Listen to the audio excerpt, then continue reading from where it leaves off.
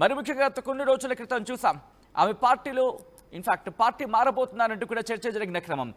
మరి ముఖ్యంగా నిన్న ఇటు హరీష్ రావు అలాగే సంతోష్ రావు మీద సంచలన వ్యాఖ్యలు చేశారు. మేఘా కృష్ణారెడ్డి మీద కూడా సంచలన వ్యాఖ్యలు చేశారు బీఆర్ఎస్ ఎమ్మెల్సీ కవిత. ఈ నేపథ్యంలోని కొద్దిసేపటి క్రితం ఎమ్మెల్సీ కవితను బీఆర్ఎస్ సస్పెండ్ చేసింది.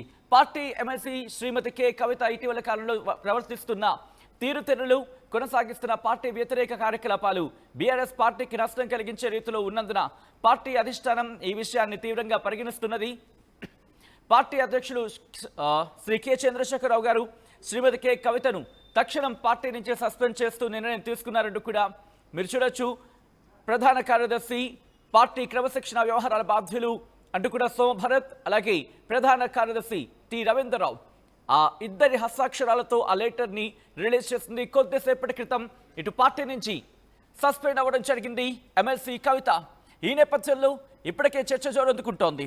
పార్టీ ద్వారా వచ్చిన పదవిని కూడా వదులుకునేందుకు కవిత సిద్ధమైనట్టుగా తెలుస్తోంది. ఇక తాడో పేడో తేల్చుకునేందుకు సిద్ధమవుతున్నట్టుగా తెలుస్తోంది.